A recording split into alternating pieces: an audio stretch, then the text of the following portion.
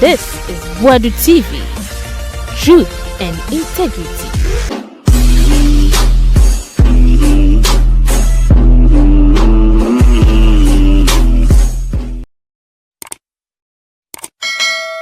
I have Wadu TV. Yamamunyina kwaba mfambraso.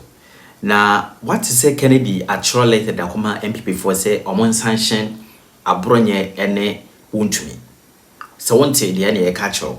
Eti o ma cho wa cho letter de akose wo hwe enuoma abronye eye na wodi na tem na wotwa na da pa na wuntumi so nam. Wan kona de maba omia ene enuoma mo ye no even wuntumi TV so ne movement TV so kwa do mo ye Kennedy na nye. In fact, what you let it na yet to say, yea, Janet MPP mo, da MPP. When nobody and so no 2028 have Mumpe Bentran. School placement system, and they quality be soon, full soon. A be say, baby, I do motoyen, no more per pardon. Now, so a moment day, o fee yendi, or bad day, our car, or bed rented. O fee Easton. Oko di ewo bono anase sunyane pat obeden eti back and forth but nkomodi di akoso eti nyabotre ne tibi Sanction Asante and Bono regional chairman for gross anti-party conduct Otrono enra kwesieda na nasam no bone tofa e wa the first paragraph onti e hom peda mekan. Our attention has been drawn to two disturbing videos circulating on social media in which Mr. Bernard and Chibuesiako into bracket chairman Wuntumi and Mr. Kwame Bafo Abronye, regional chairman for the Bono region and Ashanti region respectively, are heard alleging manipulation of the NPP's electoral register and process to favor a particular candidate ahead of January 2026 presidential primaries. These comments amount to gross misconduct and a grave violation of the party's constitution, Article 4, subsection 7. They do not only damage the reputation of the New Patriotic Party as a democratic institution, but also directly threaten the credibility and unity of the upcoming presidential primaries. But first, second paragraph, summarize it as something. One will say, beginning now, NPP for starting say omo top bottom approach. Ahaya na metina na me catch omo say ade no omo ye no emwa party no. Ahaya na metina se na me ka say NPP na yenim dada no. Enye sa NPP no nie. Because enyema bebre kwaso wo party ni mu a isi asif say enkofukuo bia hijack party no to their own selfish interests. And so man hwe ya party no better opposition a check make awa ha. And I make a cho say top bottom no. Enya me nko na make o. Amo ma be wo politics mu a wo mo asua hunim de akra kire say that top bottom approach no mo ye no. Enya de abeboa party no because one man kasa nhihye mu no. Enim say wase omo ye ne saa. Omo twa wo mo hu no mo be ka so. Omo constitution na ye ka say enim saa no. Constitution no enya specific when it come to flag bearer. Eba no be able to franka. Constitution no enya specific as to when was omo yi flag bearer. Enti ye ka say top bottom emwa wo mo no. Ye nim wo mo constitution. Eti ne ye ka say asem no. Hwe ade achama Wuntumi eka ya asem no ka ya mabo video ni sisi ama watie no extra say 2026 presidential primaries na MPP fo abekọ no eya adwuma no ma hyehye de ama ba omia say at all cost ono no mo pese omo de ne ba of which matena ha ka say primaries no mo kọ no ba omia no mesa de na ba now so as a regional executive for Oka party mpanyimfo Asenka wo hwemu a eni kwan se kachama Wuntumi take sides when it comes to this particular contest because at the end of the day nipa wo mekwa akoyi ni bia no eye chama Wuntumi asadia as a regional chairman until so metu no so muntu no eye na asadia se as an executive no oni se nipa no be ye adwuma enti wo mo kwoto aba no na se ni favorite candidate na odi na chi no wini a nipa na wo be yi no no obeye den wa firi na kubam ene nipa na ya adwuma akọ campaign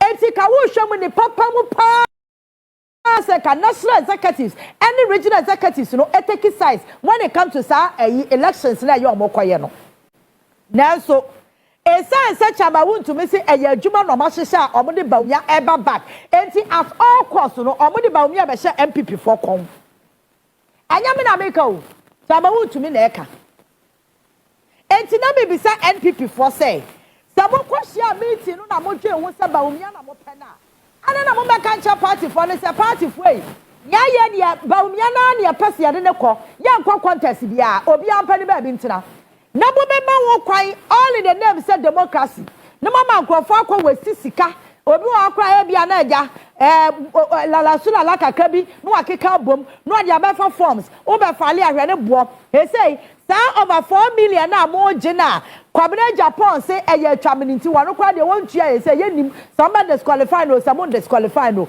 4 million Ghana cedis na mo gie no sa mo gi sa sika no na mo sa hihye adwuma sa bawumia eye dan ono na mo de nema MPP for de number mo national executive any regional executive ene makoya meeting ene maye sa hihye ye no ene mo de bawumia ba be hye party no kon then de mo kwasa mo kwaya private aye den ada na mo da nkrofo na mo juwa mo sika abramu nim say free and fair my election na mo koye nim wouldn't problem ma NPP lusu poto na ko mba lusu de bo mo sa lusu poto 38% na esusu o mo da ya bo mo popo blibli o mo hudu o mo nyom ho no eya bawumia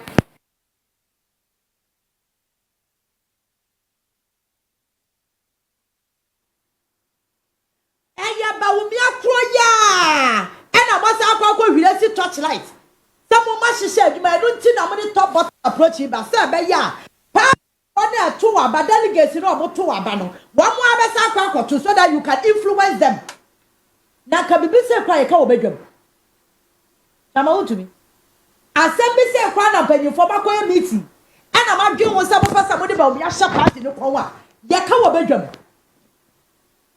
wo say yesi adwenku na nyansa won hwe ya asema wo be bie wanu aka no ebe se wasem nyina ade bi wo ho a bible cross ya wade nyina ho kwan enye ni nyina na fataye enti nkomo ne bi wo ho a ye di wo kukuam ena bi so wo ho a ye di wo badwam ade abronya ne chama wuntumi mo nam na omo ye no saa nkomo ne saa kasa no ye ka wo kukuam ye nka wo badwam yanka wo bedwam mo say party no ne yetumu fo abuntie o mo say NPP no konfoni ba redu mu ni GH mensa mo NPP no and they say mo dia to asabram sa no and you see I blame NPP panyufo na abakọ no because standard na dawo ema obitimi qualify by your party executive no modlo wa ba no to the stand they say obia sorry a wotimi ka say me pese me di party ni mu panyi o wosika nko ade a ana sabe ba no susum na so adope otimi ka nkwase asam de a na say nipa no qualify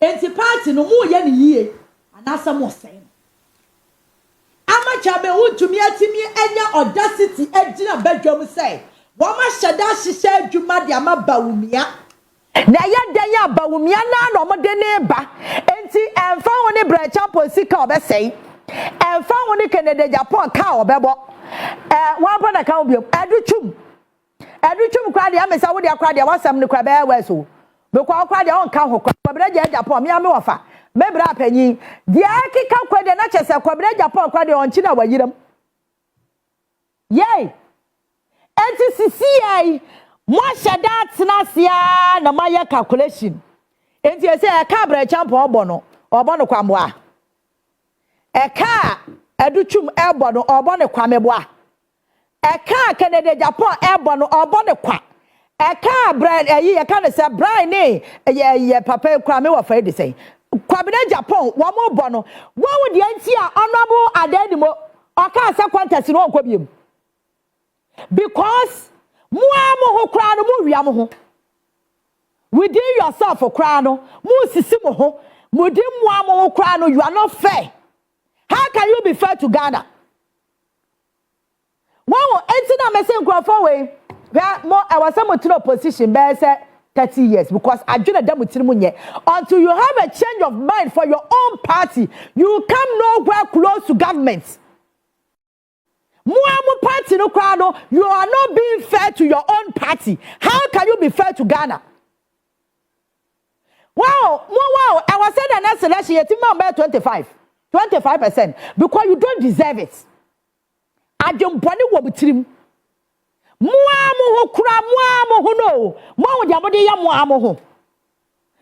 you see it's so painful and very shameful say a party like NPP mutimi kwatena say yen hihye dwumama obi enti mo basa mo chasa ba wo mia wo ya che NPP abramu akasa mo nkofo no kra epeso mo trazy o masam ne se ba wo mia kra no konye NPP ni ba wo mia is not an NPP member. Muamu constitution crown of violate ye. Akufo do violate mu constitution and then be running mate. Because mu mra no ade a qualify obi money be running mate no. Ba we come nowhere close to it. Ba Akufo do violate mu akasa mu constitution. Hey, I'm not surprised in Tiana na Akufo do o see 1982 constitution ni trase. Work kabom sa because on one party constitution crown violate. Ti ba we wo hia NPP eche party na ankasa na mo beye ni yie ama party na gina no party a wodidija wono ankasa ne nkrofo me wu bi da party a wogu wono ankasa ne nkrofo adwuma me wu bi da eno ti na ma mo ba mo sai nkrofo adwuma no amo nwi obi a ho amo ankasa mo ho kra no they don't care about themselves. Enti bre champion nam ya wa brand pickups ya okwa van ho say ya kahunu Edu chum kwadia makacha sa doctor wo kwadia chesa de omuke de oya nchina wa yira bo woni kwabra Japan Canada Japan kwadia anya resu wakọ so ahwe no wo se kwobiem yey nesa a candidate yi boni sika mu hwe nyame anim agi wo mu nyina no wa akro no o eya kro no na mo bom mo akasa mo party for because wonim se ade na sika na wo gi nipa no there's no way abano be free and fair. Na kanye anya samwa sa top bottom approach nke free he yenimu party a ware poto anim guase awie sei e ka de obeye kane ne se grassroots no wo be siesie grassroots da ma yawodie bi a won krofa kuma mu no wa ye free ho enti branch executive na ebia waba polling stations waba constituency waba region na fe waba national executives you amu ho sisi ekra party for na kra no bebre huye wo mahi amu huye party for ni bia hi the same executives na moment ni wo so mo koto aba no dan no me catch us say NPP panyi bi catch me say ade adi wo munya no say omo impose ba omia on party no na se ni papa mu a e wo sen ko mo ye no se di omo ye ne dada no ema omunya a change of executives na ka party mana hu say adadafo no mo koto abade ma abawumia allegation ba so mo ko gi sika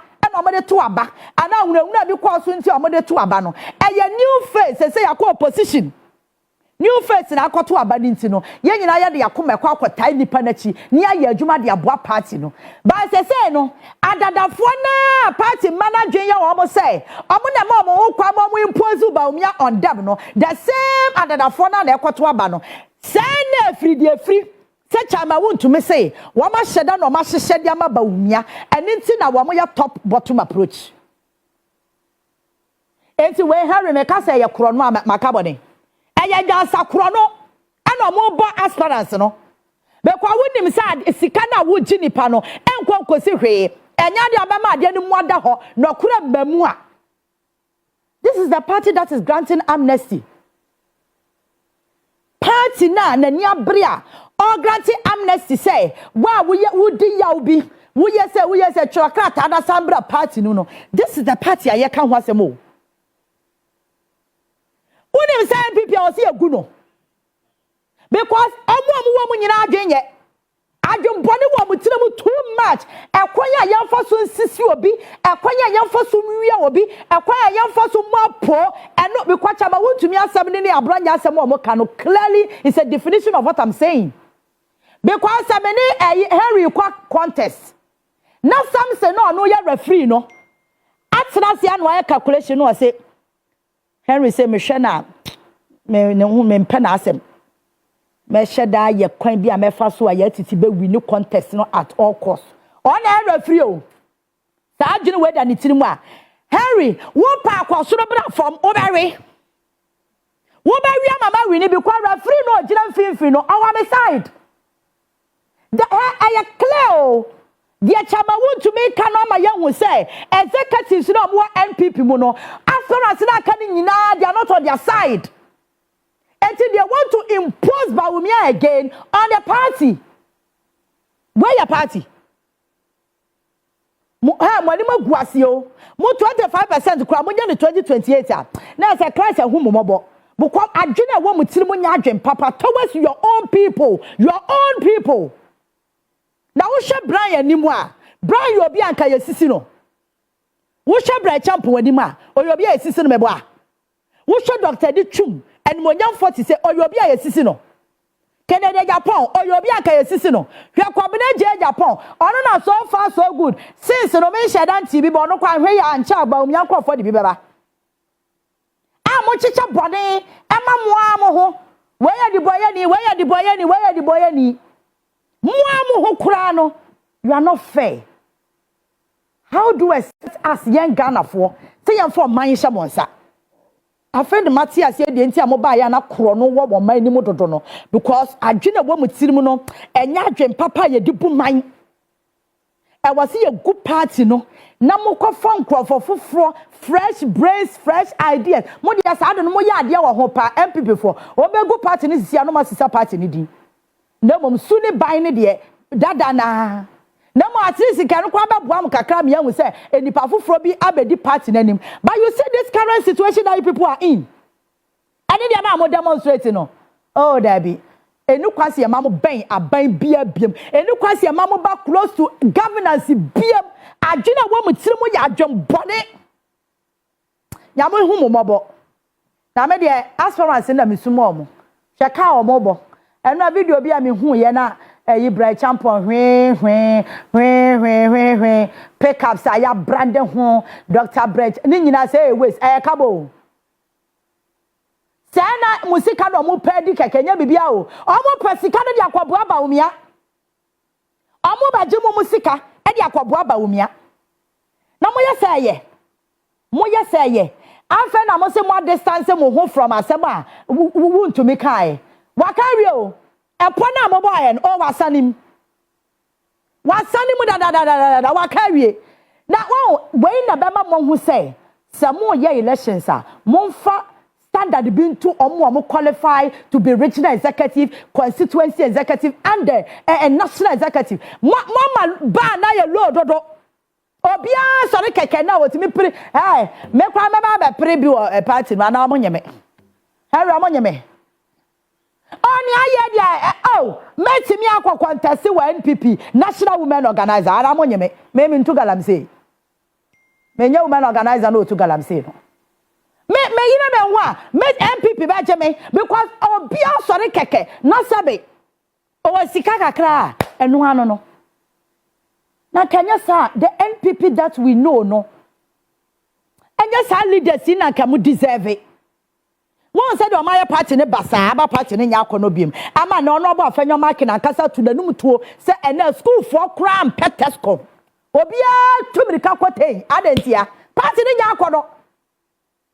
nya akono atro nkontompo na da akoro no ena age party na boso utimi hwe wo yonko anim se Brian Champon ne Kennedy ne Adutwum ene ayiwo mo ka ho Kwabena Japan na mo hwe mo anim age mo sika kase ati sei samoto no mo chichire bibi kufu na mo besanim mo chichire epodada se eye danya Bawumia na mo de na eba eno ti na all the executive ateki side akwakodi Bawumia chi adai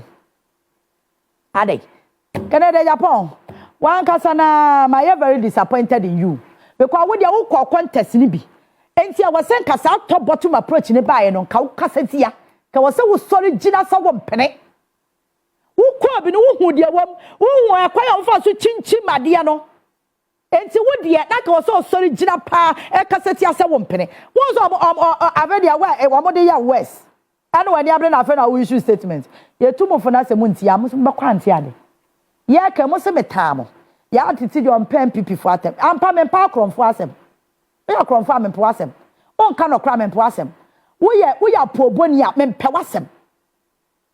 It is our category of people no and no who me say menye me kwa me so me hu mo samonye adai na me ni ya kan say Roger ti hey na me ama hu sa ade a me di Roger yi ma fa me ho adwen deda well me hu sa nya me describe ade no ba to say what tutu anoma ho na de ba be kire sa anoma be ni Mia me nim sa no ma ya matutu ni hu o so ya no ma ba so ya no ma be ma me nkwa na minim me ba no ma be baby sa Roger say no ma be ni o ko ba me so bua ye be ma kese ma fa me ho adwene wo mitirim say me be bona po kese me be sisi no na sika o mo gene so nya sika ketwa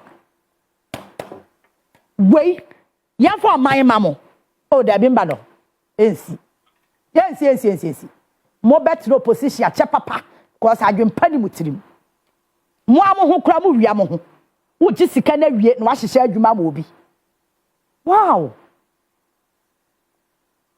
32 years no kura me say sha some number 50 years na sa time no enkura na wo mo nyini no foforo bam wow mo dissolve party no adan wo say Alanche Martin de okafa mo ho nyina wo say bam ade enti Alanche Martin jai party no Suma was a demonstrate.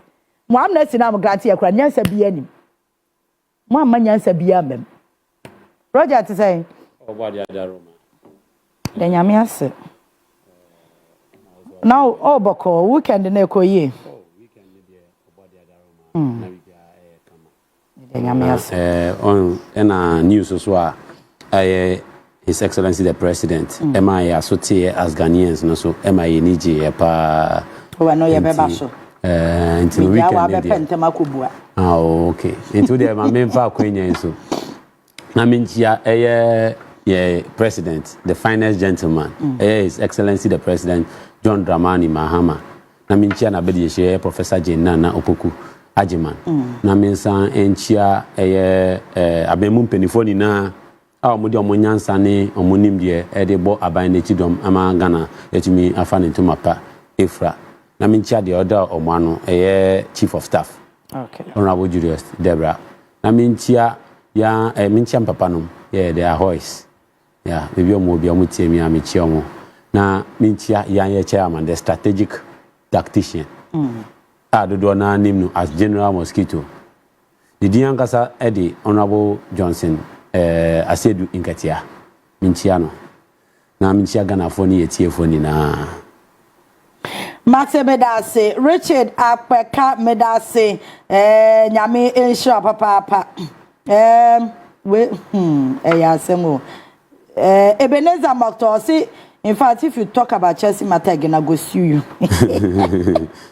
it's Chelsea for modern so bao ba so mobere Ebenezer in fact you go chop last me say I feel we ma 2 minutes so ade am e wo groma Richard Apeka say young lady more fire that say nyame shall say wo share no pay Alberta any and so mehu ewo ho keke ewo kaswa ono so ni dia ode ba ye so wo American Town Kinky House or say President Mahama has scammed we Ghanaians when he was in opposition. He made noise to President Akufo-Addo to do state of emergency. Now you are president, do it for us now.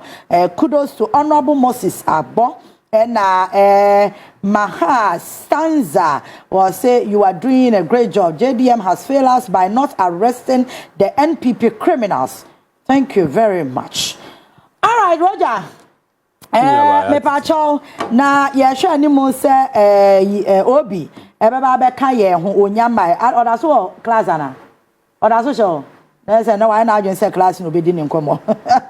All right, Roger yan chance here with US for ene nyame aya Honorable Samuel Okudzeto abla kwa nkomodie ekoso wakọ omone Donald Trump ni mpanyifo kwa kasaye ti say restriction and say visa na nkomodie ma ye 3 months no asa go back to 5 years. Obapa ya titi. Yes sir. We dey na ye tinkwa. Medical abo president Abaso. Okay. He is a man that really thinks about Ghana for. Now, Honorable Samuel Okujeto Ablakwaso, my born Abaso, for the energy and for that interest, say, no, in Ghana for Ehuhiano. What's the eba bemuno? Ya throw letter at command embassies in say treatments on Modi Ghana for Okwa, Omutan Traho, Omujanjina, Wemusa. Oh, but at least. Odu America embassy wait o de ma me chew bibi first no me who say na I a journey of 1,000 miles begins with a step. First no na bibi o bi tena so first no na bibi eni obi atena so first we ko no na embobo abobo na leader for more mo tena so but at the moment no o might say the way I call bus stopper o mo yes awe no o ma ye bibi sa o no mo a chair o mutumi tena so. But first, a journey of 1,000 miles begins with a step. Oh, but me share say akunja bako, but me fa ho a me hu say sisi a hormo no o ma ye hormo meet. Hormo za me fa ba ye. Bako na esi hormo kwapo na first na hwe ni ho.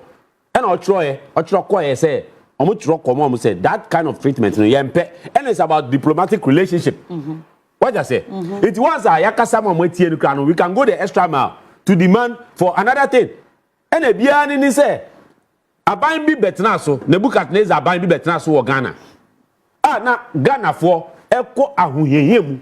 Ghana for su na nkofo a mpese omutu kwan eko sua ade. Nkofo mpese omutu kwan eko ye djuma kakra. Nkofo a omawofo egu abrochi omatena ha saa o so mkoto omawofo na at least for the first time ebini mutumi hu omo mame ni omo papa and I say for the first time ebini mutumi hu omo mba.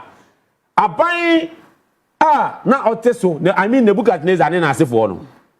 Omo tro letter come embassies ni say mo mba ni refuse Ghana for visa me bo aka kire me. Yeni Ghana has say, and I'm watching come Canadian embassy say, deny the people visa.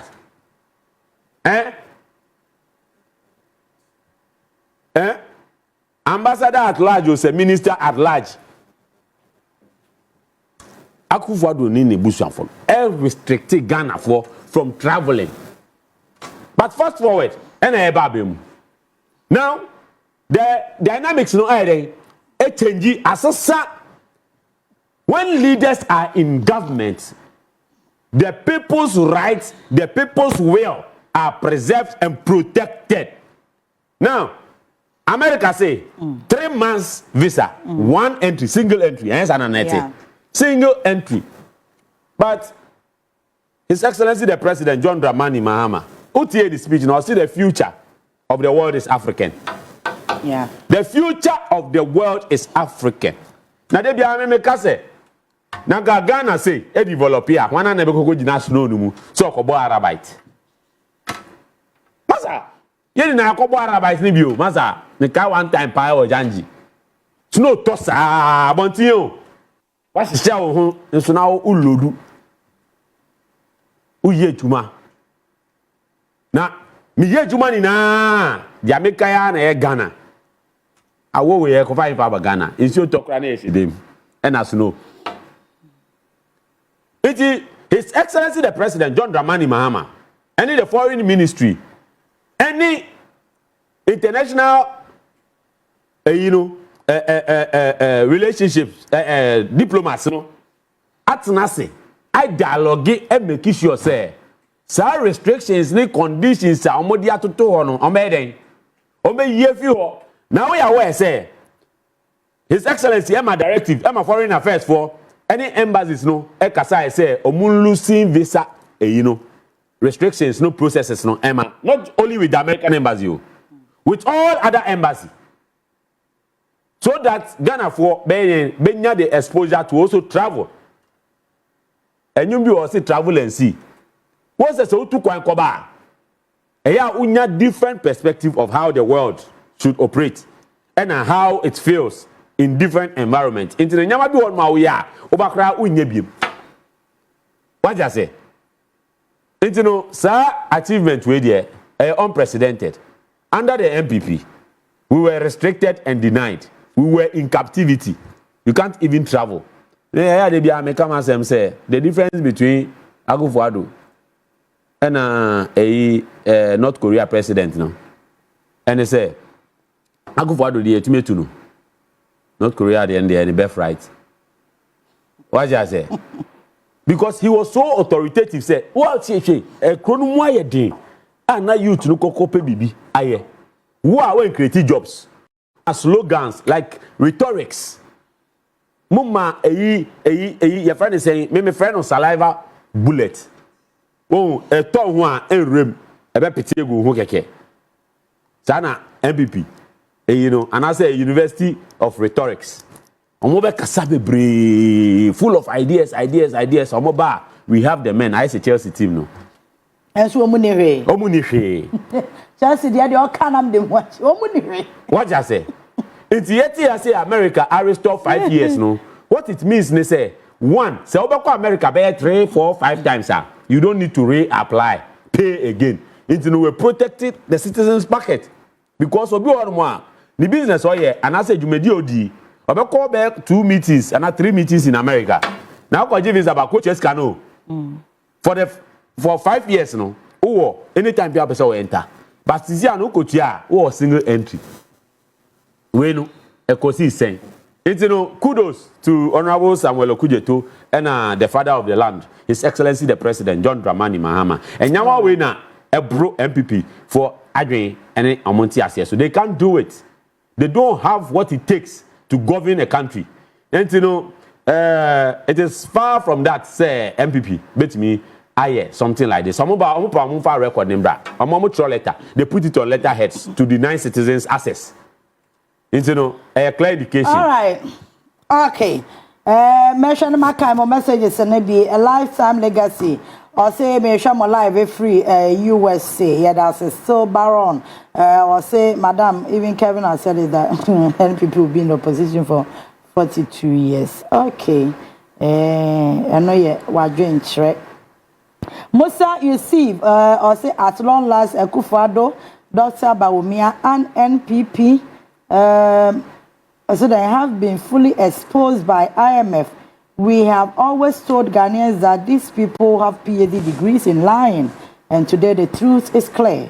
The economic crisis we were facing has nothing to do with COVID-19 or Russia-Ukraine war, but rather the result of sheer mismanagement and corruption. Now that they have been unmasked, we keep them far away from presidency for the next 32 years and beyond. Regards to Chief of Staff Julius Verbra. All right. Let me say, stanza Makai, what do you know? The next topic, now Isaac, minimal, something so wide. Class F, I'm on common eye in the home. And about your here for Yamina Mayo. I was saying, Isaac, but we could do class and I say, I won't come by and a day. Already, of course, we're Ghana now. Only stands to defend. I don't want to I don't want to Obosolo. And I also want to appear. Let me say, I say, no, my sign here. So that may discipline here. Because a mambo to Kano, Mobe Buyeno. Edu, in Yama, also when you make Guaseno. All right, Brana Champon, saying NPP MPs endorsements, no, or no, they on person or beja to me, say grassroots to say or no bright champon, and I won't be to any issues are arising from main opponents. On the medical culture, say MPP party, no, see a birthday party, because if you look at the likes of a Untumi, Abronye, they can only be chairmen of birthday parties. What I say? And Yedika Akacho say party nothing tia person. And yet new one yet na say every day so masi we so yeka say omo chetere Bawumia de abese MPP for kon then am kan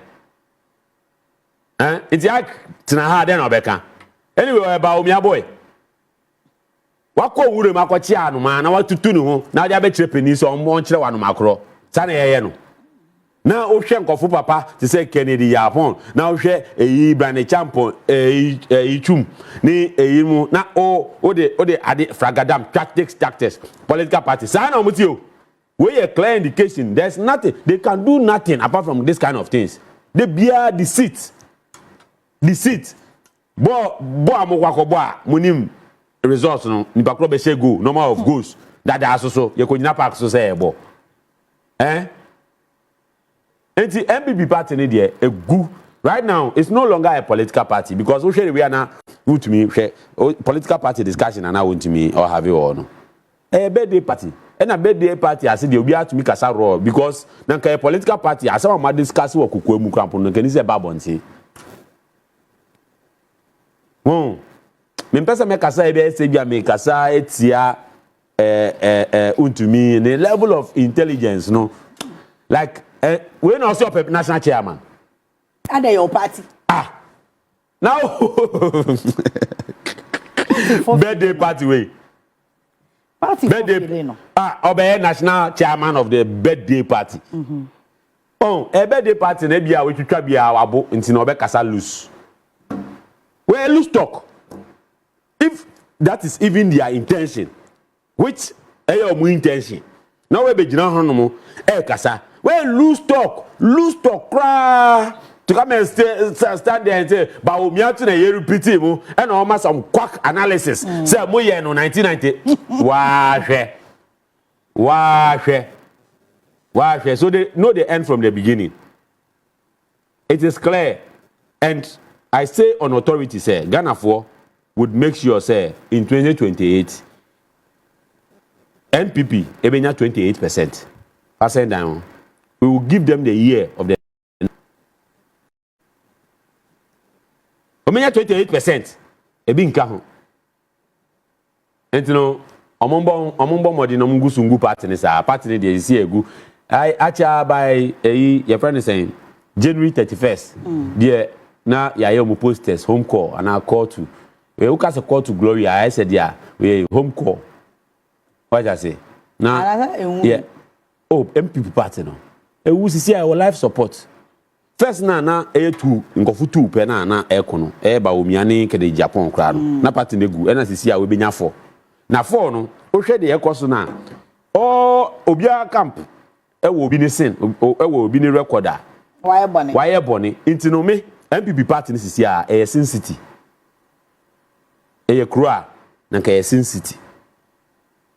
Inti asa ye kasa sisi no enya ade a MPP party we ebe ye biem na eyo musuban o de hwe o meti party foforo enya sa so mu dissolve enko join ni Alan Shamati movement for change but say MPP party we ebe we ni election wa Ghana o de bi ye hu omo esie isi a Ghana for ye niate Ghana for ye hwe empirical facts verifiable evidence enye atro na omudi mibisa o yetisika so na so ekomodi omo betina so no na still yetisa scan so ekomande Ghana for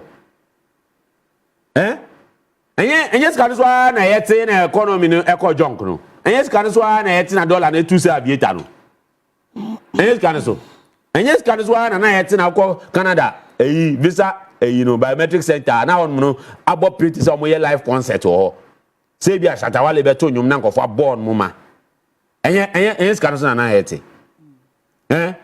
intinu sa omo lies na omode Ghana for sisi a etu etwa because Ghana for sisi a yadwum bobio yenimde enye no na afin market class sisi a oka no uko campuses na kwhwe 10 for meeting a na hon na aye ma abonti kura nkofo guo ekodu test come so I said they are say music concert and omobo match na sitting na empty. What you say? And you know a clear indication say MPP party no egu. All right. Yansha Galamsey and matters are rising. People are of the view say party will position ne kasa anko nya power ne kasa anko. As I say galamsey. And there's assembly also churchable party was position and Kasako. With respect to galamsey. With then Muslim declare MYN. Now maybe so. Tamana question. Maybe so question me kabibi. Tamana MPP ewa bemuno. MPP ewa bemuno. And I'm all being mutu efa galamsey ho. E solve galamsey. Wo baku kra botchere. Operation Galam stop. Resource near then. Operation Vanguard. Operation Vanguard resource near then. So how much she excavators? How much she excavator? And how much she Crawford and Bukran na ya sha wan your channel. And John where then? So them. And I got saying stop here. What's there be o? Me some question. There be because for the sake of your viewers, no. You quite you Johnny blank. Yeah, question in your rhetorical question. Yeah, there be a rhetorical question. Now, let me play MPP in Bisano. No, only I say no. We are hosting there. Say we Bisao kakra because they make the attempt. Oh, they made the attempt. I won't make the attempt. And you did any results. Now, me Bisao. You are gonna say fitting Kroma Benzo. Now you say Mbra was here. Emma. Obia ekwan se okotu egudie e wo forest reserve mu meboa akugwado am be shembra ansansan nkata se omukotu gold e wo forest omgoye galamsey wo forest reserve ana wante enya akugwado na no so be stop galamsey na saso de nsa be shenkata se omgoye den omukotu gold e wo forest reserve into then na waye e de boa galamsey e de stop galamsey aside that no. During Akufo-Addo time, omu issue licenses to said yeah, omu issue Gary.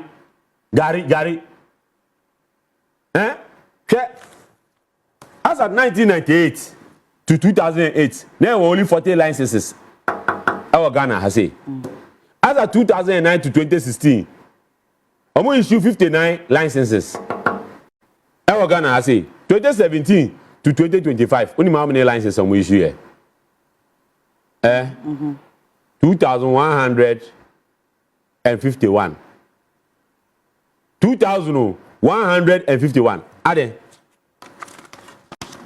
A poster I'm running for election. I'm printing license, so I'm printing posters. And I go from farm, and they running election. Now and then mo feel say more moral rights. Some of the kasa about galamsey.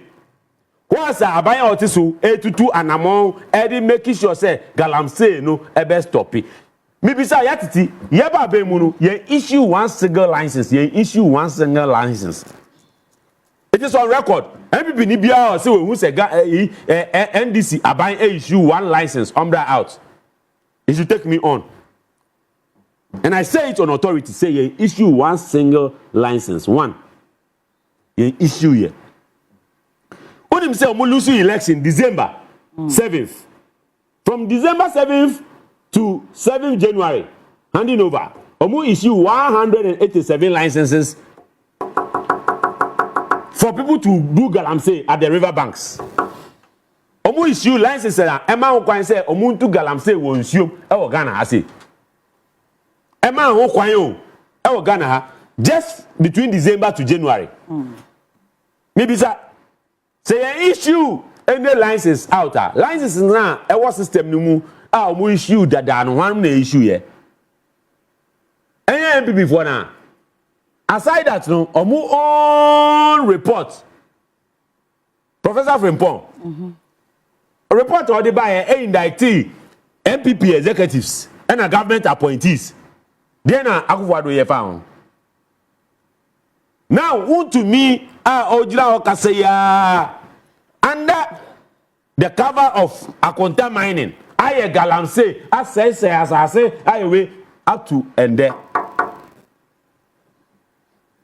And then now Bijilan Nwabeka say, when they were in power, why didn't they declare the state of emergency? Sisia na abino mum A2 anamo say, obe stop issue no. Mibisao. Yeba Accra excavator. What? We've banned the importation of excavator. And before Kra excavator eba Ghana as if so more Kra gari. Only say excavator here the bag Ghana as and Akufo-Addo. more than more ediba Ghana. Oh yeah, the record is there. Excavator, ye cry, Akufo-Addo time, eba Ghana. More than more than sugar. Akuko fu kra, akuko force na ye no. Akuko porter, ye know, day in day out, uko fishing abo mu na. Ye yi coast to mu, akuko force ani. Excavator Akufo-Addo time, eba Ghana. More than that. Na mi bisa say excavator na omo di olonka na eto so, ebu no olonka na say den. Emma every household. Because sugar, rice, chicken, every household they are consuming it. It would me cry excavator money be the third most imported item into the country. Then now patch there. I am na mafu anyway no. Na de ba ko omo ye ya duamba so Ghana for duamba so ni say. Time omo so mo lusu no. Omo sheda piyagu mu so that ebeye west na maka say an munye na yenhwe. Munye na yenhwe. Haven't we reclaimed some of the forest sites no mo issue and yajiji? What you say? You reclaiming. It is a omo person omo making claims. Say Galamsey no go west beyond Eyina. They are the cost. They should shut up. The mess they created in 8 years cannot be corrected in 9 months. What caused mess for 8 years? From the day Awonya Eji Abayno, Omaye Galamsey, I say Ghana, Assassin, I say Insioni, Ewo Ghana. How do you expect say within 8 months? Sir Insionu, Ebeye Kroji.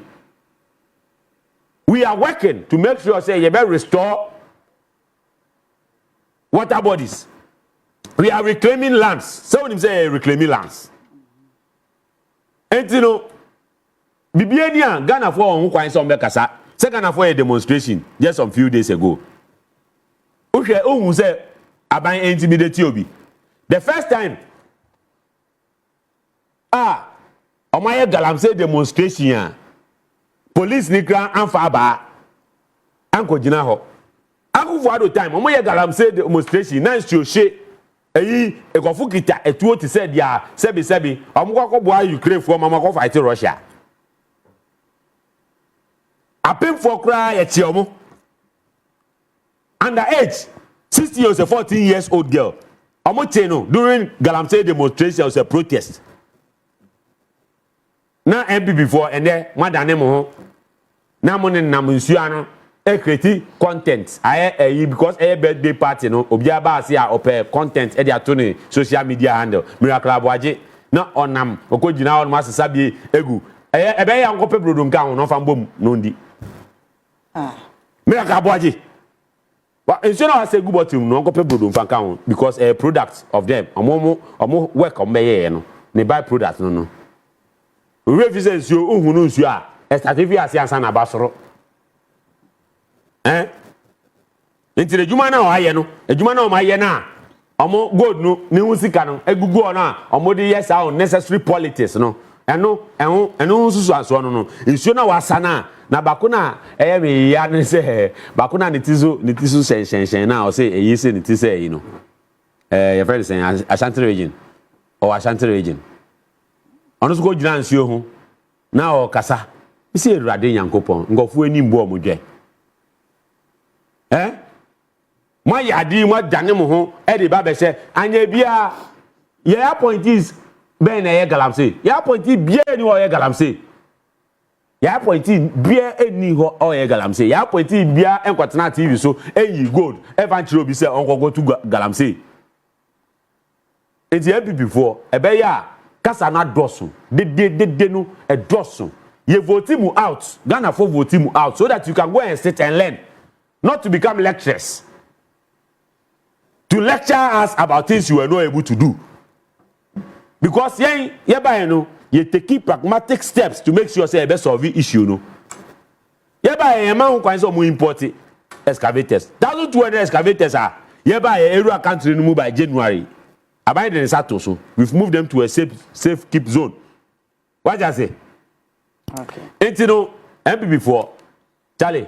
Ebeya mu birthday party mu nkope location bi empanyum bi enfandi asa na mu njai dede na mo ye no na dede kwa. All right.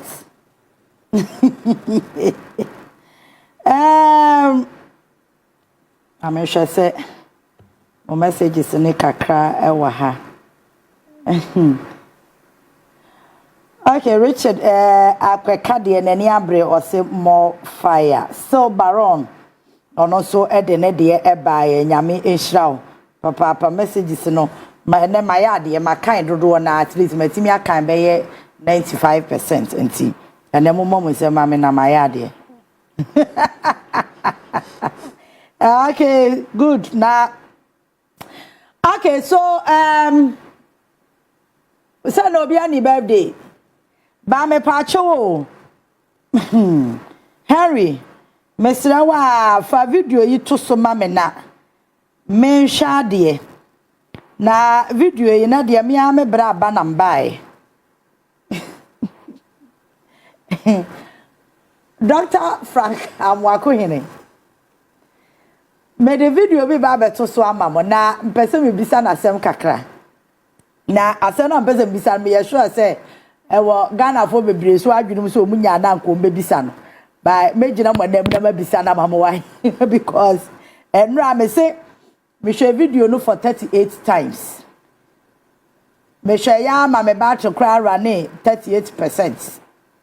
Na me hwe mu no ase Dr. Frank Amwako hene me calculate ya otumdika be 9 pe. Because me dwene ho ana meti ase me say na honorable boy wo ye wadwen se okwa akobbo bia na say okokoja wo. Ade ya asemo enti me bo me wo mode na we na me pese Roger kwa me bisa wo bobo. Oh, we bobo pa. Yeah, friend me. Me ka so ko UDS for akwa good. Asembi hu hia me pa. Mame. Titi. Asembi hu hia me. Hwe obi to me fan boto musika. 7 days. Hwe Akufo-Addo ena ni MPP caucus. Omu suban na omu wo Ghana na omu nya bibia papa e wo oman ni mu na just rename me na ehu hia omu no yetna Ghana ha na ka yeni anya din ya na Nkalegon ode ato ne papa na Nkalegon ode ato ne papa. Late President Jerry John Rawlings edi ni boto musika edi seed money edi build UDS mo ba ya ma be change school ni din atiche masa we dey agenda obia oye developer mo fa manuntum. Let's call for the reinstate of UDS. UDS has to be restored. UDS has to be restored. It was built on a purpose. The name has to come back. I'm going to restore UDS. We are calling on the government. We are calling on the president. Say, I'm going to make sure say UDS would come back. Only my experiences are FM. You know how I'm reforming your thinking. Your TTFP, going for all those experiences, a building you up. It opens you up. It do na one say obi ko UDS no kasa who say no. This person is a researcher, not dream Bobbio. A building you up. Now say mobile be change narrative. Into omodi MPP for the plan, they want to distort history. They are always looking for avenues so make distort history. And then UDS and the Ghana as up to on the map. UDS and the Ghana as to back on the map. What I say? You can hear Jerry John Rawlings and sa victory fi neba. Oka say okwa si sa invest no. MPP before any sa mo tactics behavior no. Oh here is a waste of way, is a waste and then UDS. You na a product of UDS, maybe a product of UDS. My first degree me yawo economics. Oh UDS. MPP ni bia pa omra me ni international traders me twa no. Including their presidential candidates. Harry, video no, I am ready. And the proud developers. Ekosa, let's fight for the restoration of UDS. Asamba akupa mbisa onokura wanyi anu. My boy dey me bobo e friend me NSA Mbappe. Na me jabon ho am ka metu no. Ebi no mu friend me Lufthansa. Boy dey me bo na man fa nye professor. Computerized air school selection and placement system. Computer yede eba yesa yemfa yemma no entututu schools ahodo mu so mo wie junior high school na efiti 2005 and a Ministry of Education and a GS Ghana Education Service ekabo mu say wo mo person mo eyi manual system no efri ho normally abafo computer eba enti ne oba no computer and a bachelor no ba bia obekwa akoto na secondary school eso me can secondary school because me secondary school SHS ne ana ne bo no eto da bia kekabom kakra ya tetefo ne da so ka secondary school eti yenim se ya time no se uwie JSS na wo ba be ko secondary school schools a wo yi ye no e wa se ukọ school ni nyina na akohwe omu notice board no akohwe se school ne faawo ana se ehefa na afa watimi akotoa so ene ehun se da bi and the frustration any atete eba eye awofo so teacher ne nkwada no kra because ebi wo ha school me asa wo choose ya no ba froka akoni nyina mu ebi kwa na bunya bi na afei e wasa osan ko school fufuro mu na akopa admission any yes okay say computer ni mo be replace na ne obekọ no na computer na kire say school wey e na wo kọ wo fa wo bag ma wo ka so ana che school what direct e na wo kọ of which and Kenya the bonnet. But it seems that from 2005 I started the computer. Eye adwuma se yan fa nkwada no entutu school sa huduo mu no. Afibia yenya problem. Afibia there's a challenge and I don't know the reason why you start challenge and yentimi nkuntia menim problem kro. Because I say anya akwada na anya school a eye ba bia de computer de na kwoto no eye day and I meso gunya krom ho na mete. Enti awasame kwa han dan of which a challenge can see the my parents bebre obi wo hono ma ne 3 schools so choose ye nyina ba akukura ni wa computer ne ne koye enti over the years we won say not one na hu amane na wo fara kogu bebre obi a problem no mo kan so every year bia ya de kro meba no me school 3 o choose ye nyina wa nya ba akukura e na meba no ba bia de ne kwoto ye no school and me so enye kromo na metinti on some hand dan and baby ade na kwa akoto no kra wa enya boarding e che say ade issues ni nyina ya de kro ade na over the years some problem we yet to solve entuma wo se de bia no na computer placement ho ayema protocol de na mu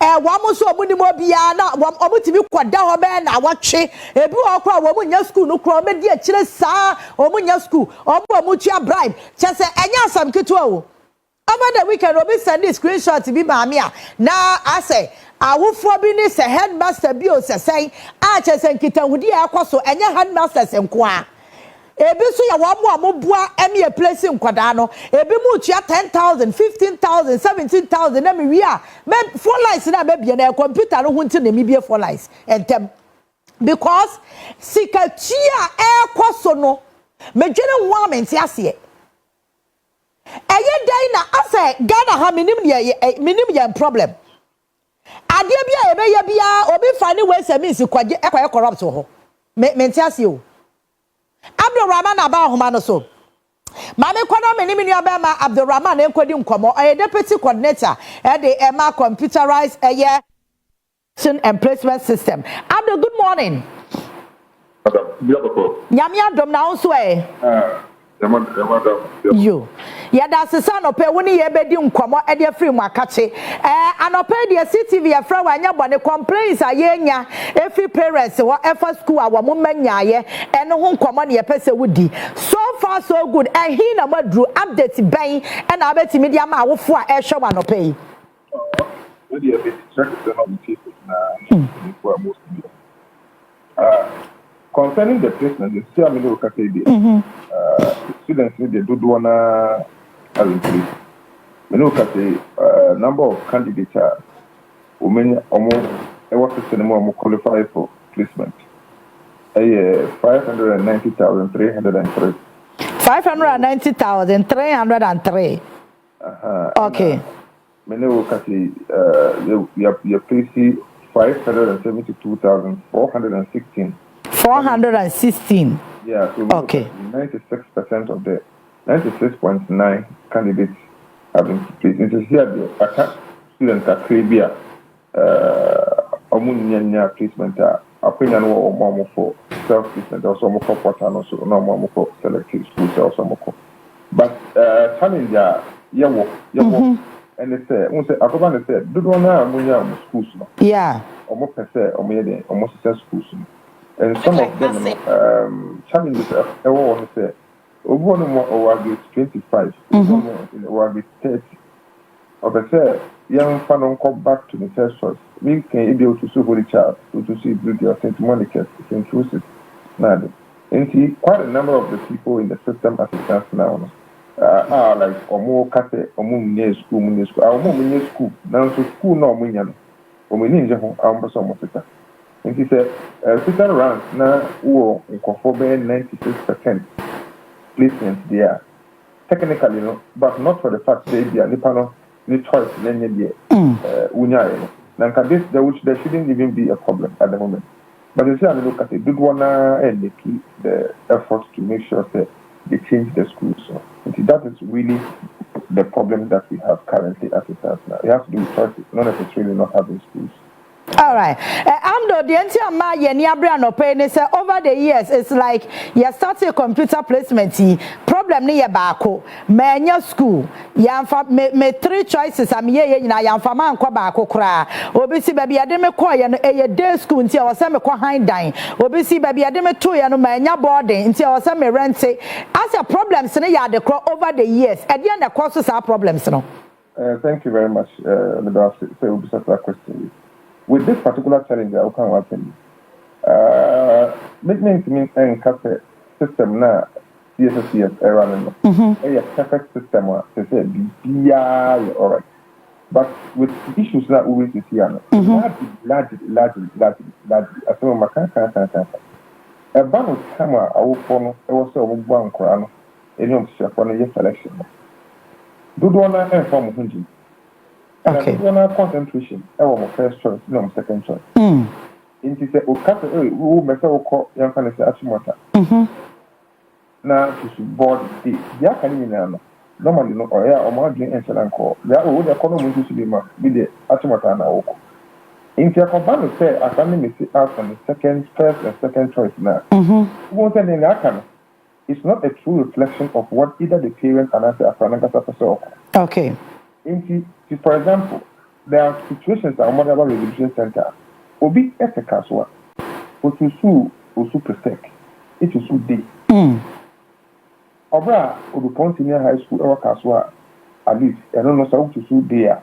With me as a car call because I don't know between 10-15 minutes right withdraw.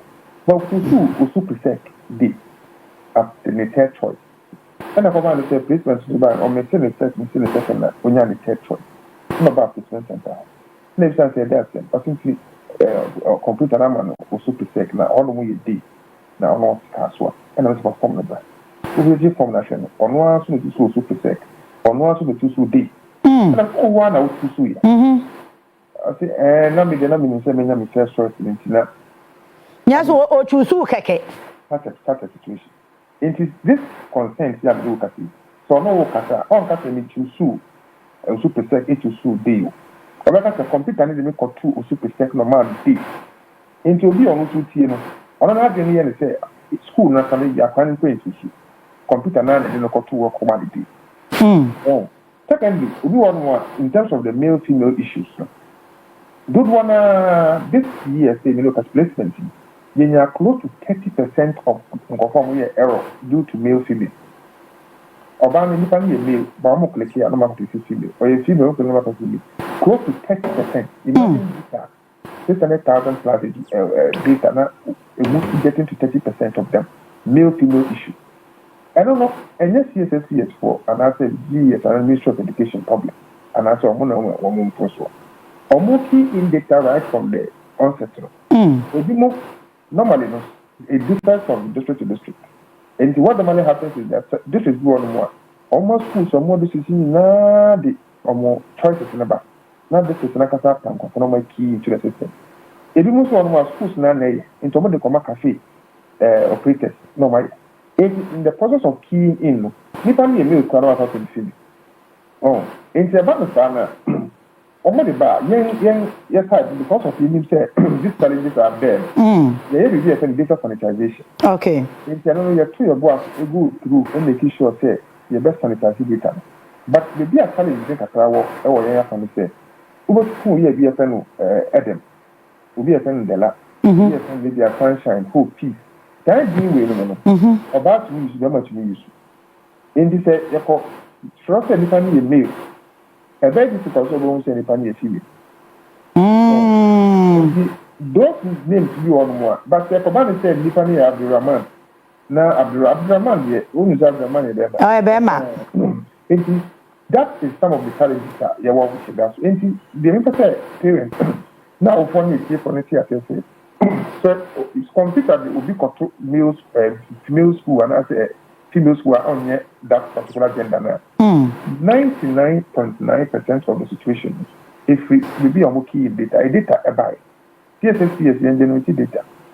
I did maybe if we primary source and a buyer their age.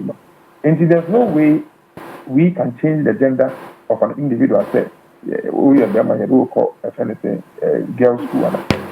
Not the binti.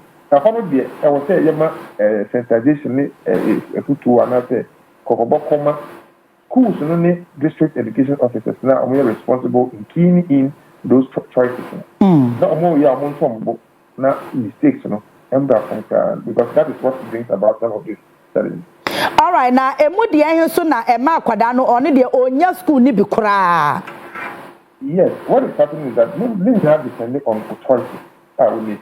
Okay. And our choices, we gonna you cut a computerized selection, school selection and placement system now, and yet we modern bucket and a share the mouse placement, and yeah, modern bucket in terms of the performance. Okay. Can I say first of all, performance here number one.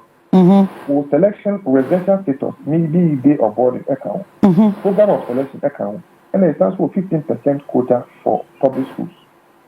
Okay. The elements are a constitutive furnishing, the criteria for the selection. It's the ban of performance, obviously. The way that you fix, no way that you 12, who are only assessing, who advantage in the BR 12, and only a basic. Your ban of a program of selection. The only to school abundance in high school, and I was to science. So, we to school abundance in high school, or to school general attendance, special attendance of home economics. And so, we say, more competition and for everything. Because then you say, or more normally, or more graduated towards science, or more accept you as a mere fact, and as a mere brilliant. Yeah. And normally, even in JSS school, say, Ubi, that kind of notion. Normally, or more are seen to be more brilliant. Quite a number of it takes more towards the science. In to go to school born is now to science. It means that you are going to compete with science by people who are teaching science. Okay. In the I'll give you some more to science. That DM. Or more modern bonus area from grade 6 to let's say grade 9.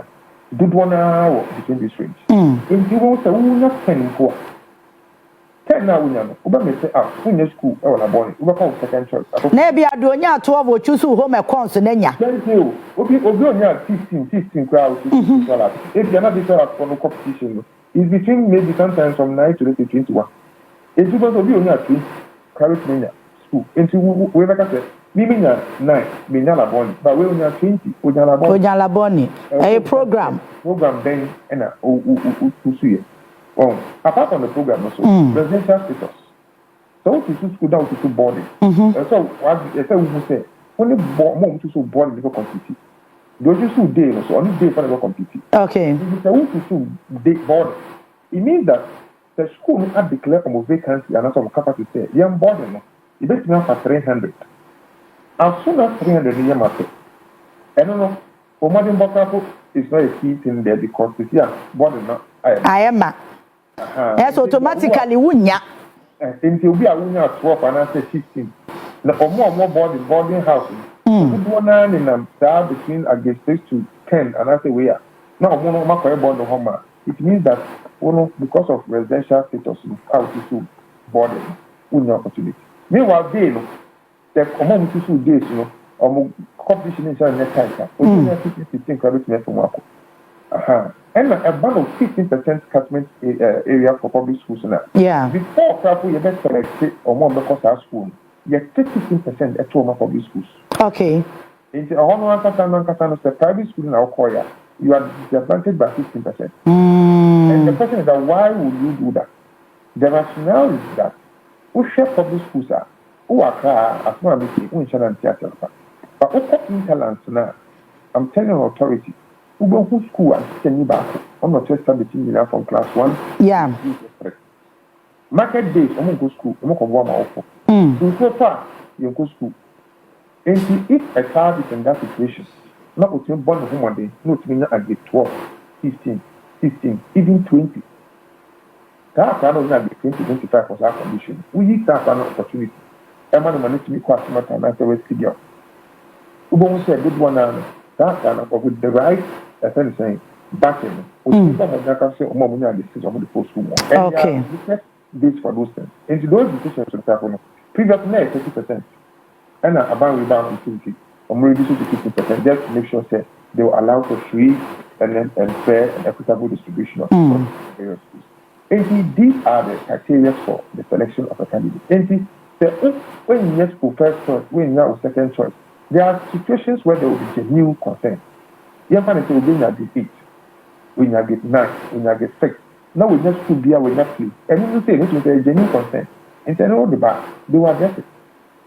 And see, basically, you see, the reason why you have a resolution center is to make sure that any grievance, and I say any issue will be bring it there. It will be looked at so that at least all these things will be addressed. All right. Abdul Mami, answer this angle. Over the weekend, my messages bebre ba ko na edi mu akotene pa yesikatuya.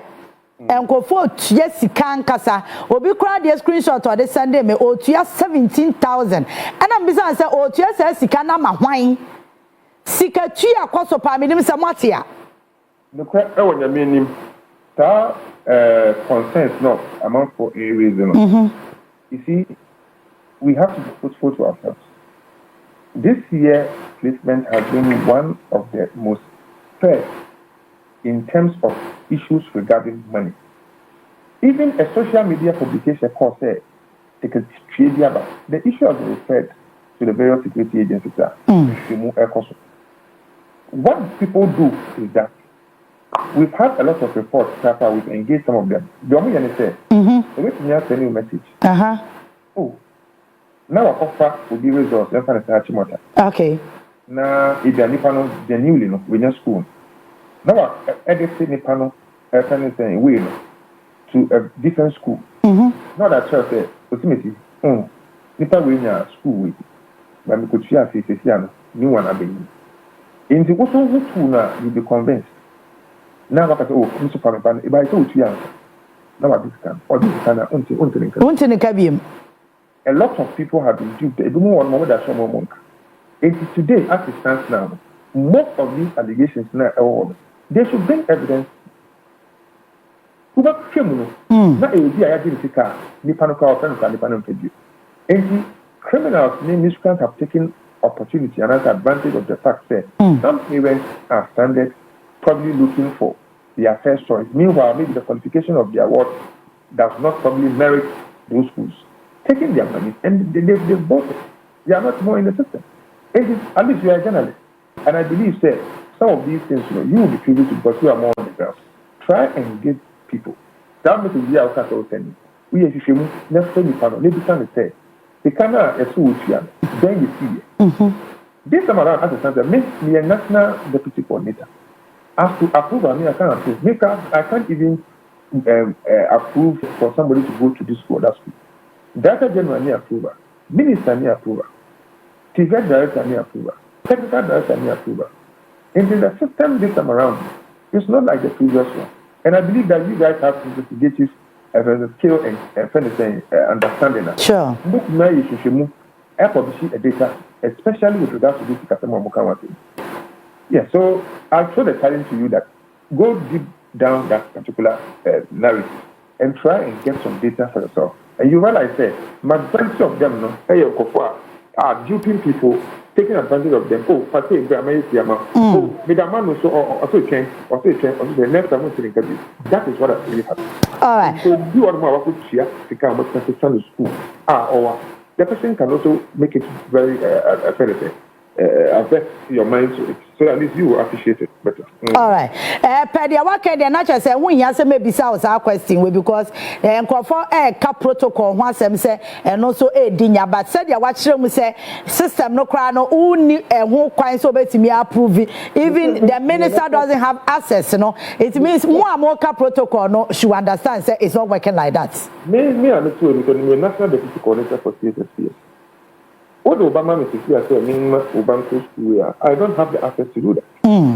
Giving a measure to make sure that the system is not abused. Okay. That is what we're talking about. Okay. Say computer placement, the immediate chat one say, about boy na baby where was your homework year as on mine. To see the computerized placement system make me say in terms of one, a boy more than 99% because at least Emma is humanly down will be a funny direction. Say, and I say. And before 2005, I introduced CSSPS. Which is two schools are. Yes, some of cast some which is in that group as anything. One common place. Now, head tickets, no, about into the group, a moment to see what we are coming in. Into tickets, head Mr. Nanka. Now, I selected here. Or not feel fair, qualified for any school. Another was more personal and the human intervention was 100% because head never decided about the school. But we are not quite those times we to craft and we had those allegations in the past.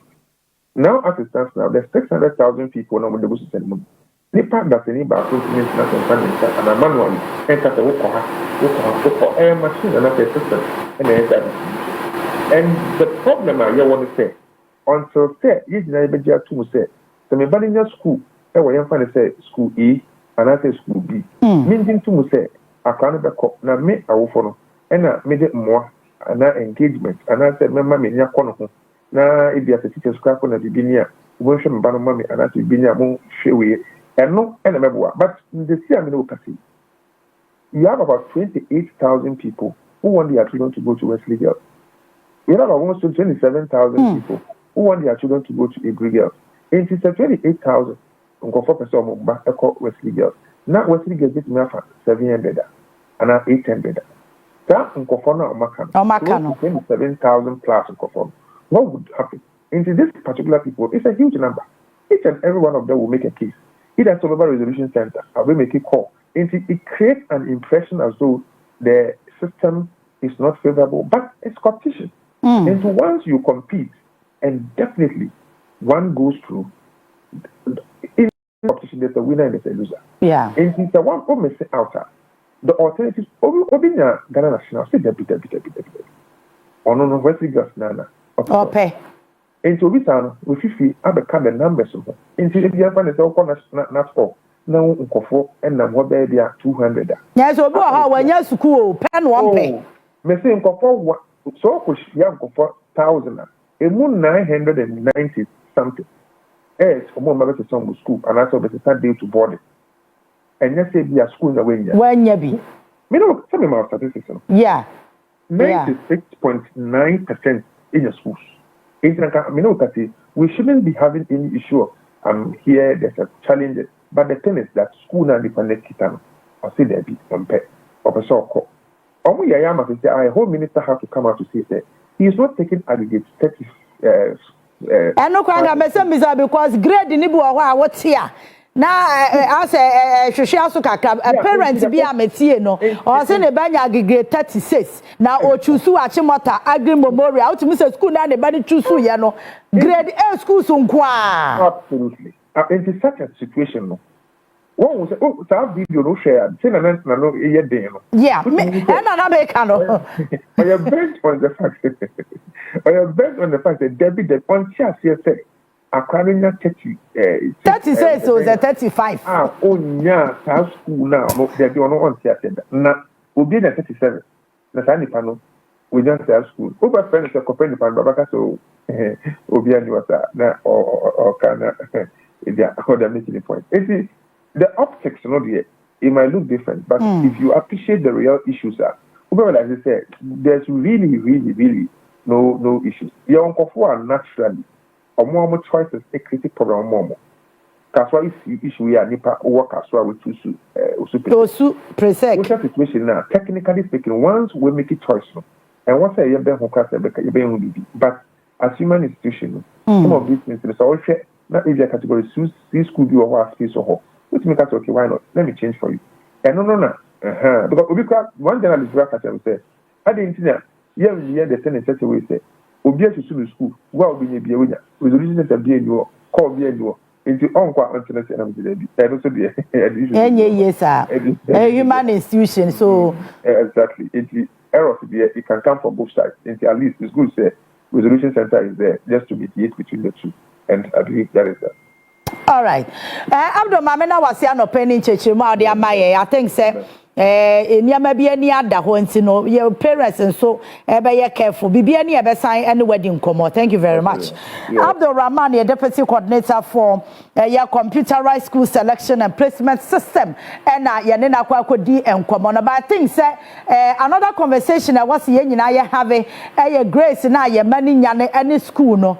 One say the last time na me ka say Vice President time ana oye mo fra Mr. Podoma me na me no ento asa nkomo we so because enkomo bi ehun hia o akwada benya aggregate 38 39 40 na yeni hihye bia because me Kaiser Vice President time ana oye Minister for Education no or the hihye bi by say uwie junior high school now grade no a certain number yama opportunity na kwotro ti say bia wasi ye tro private no aha kwotro bi obi wa ho ada na adwen ne say ontimi nko back ene ne juniors no enkwatena classroom nkwotro ensa nko ba 1 year ensa ntworo biem ba ya wa system ana se hihye ye betimi ama akwada no obetena fie asua de time no so anu akwotro abeta ni grade or you more comfortable with that minim how far sa hihye no aka ehase minim ba bia akodu I think say Ministry of Education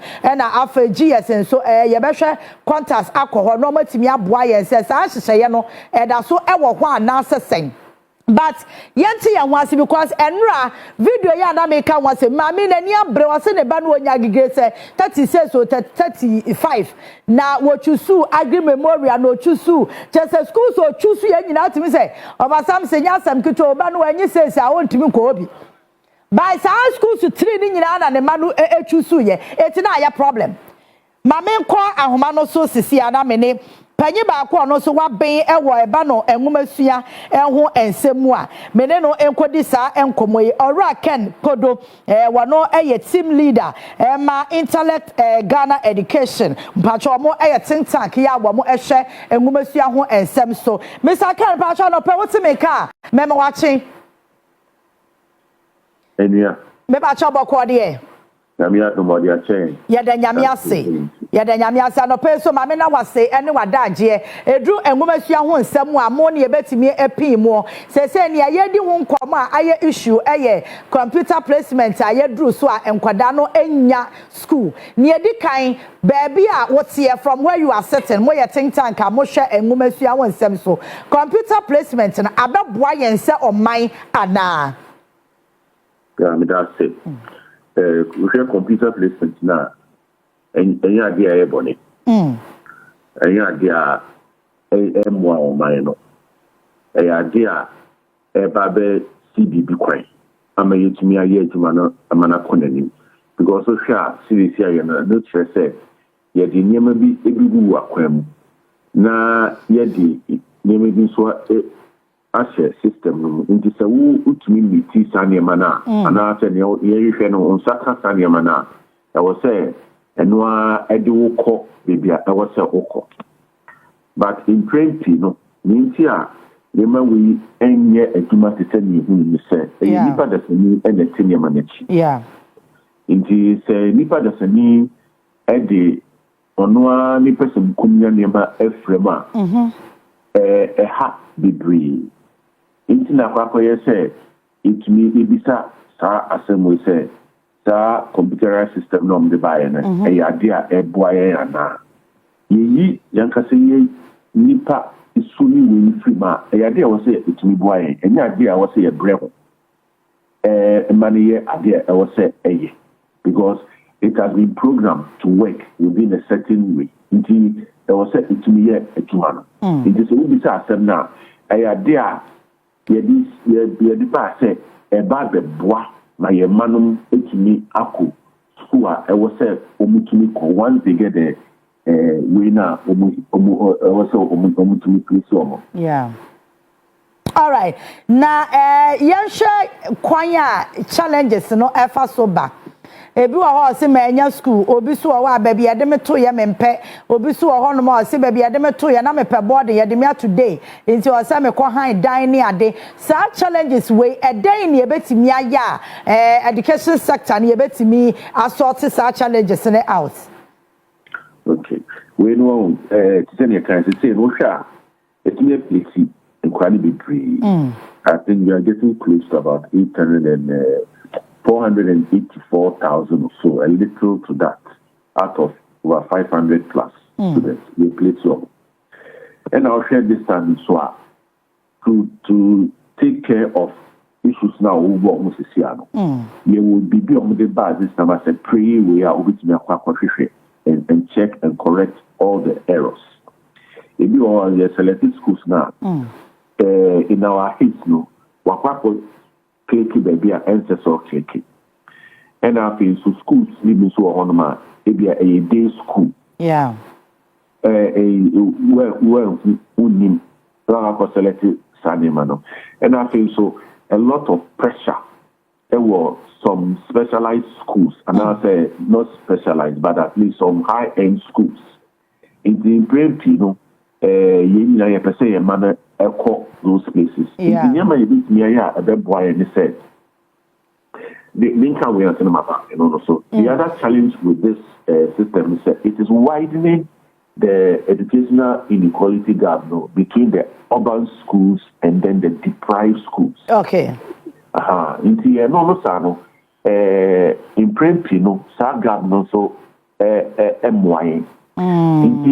Already when buy I was saying check man. Once you check them and you correct these ones, automatically reducing errors now over the time I baby say no. I will say it correct man.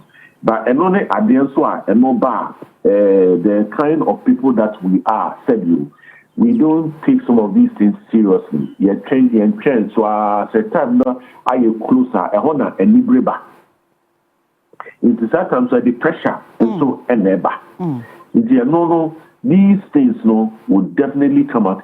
To care them is the need for us to ensure we have a lot of schools now who are having a lot of infrastructure. Okay.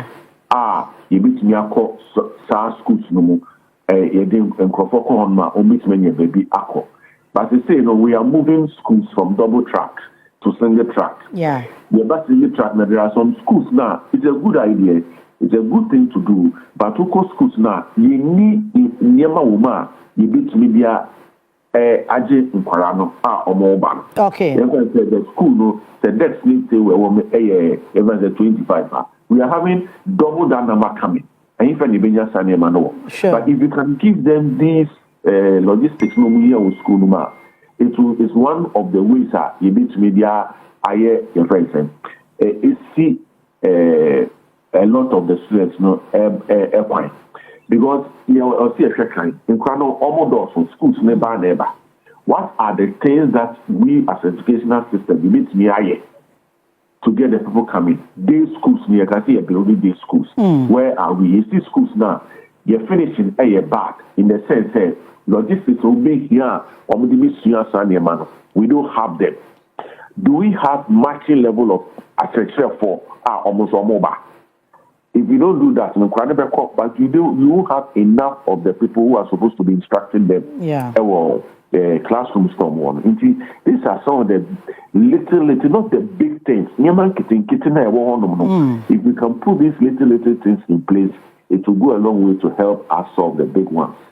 All right. Me pase when uchemu kaka ebua me. There now work inequality gap between rural and urban areas. Kwan be na efa so a etrem. Yeah, kwan efa so a etrem. They say, how do you get it? How do I say this? say system no come. So yeah, the system is there that is supposed to ensure say people are placed in schools. Now there is pressure on the high-end schools. The pressure on the high-end schools, no. In Kurana, various schools now, instructional, schools, no. We are not able to meet them because they say maybe Western region, rural areas.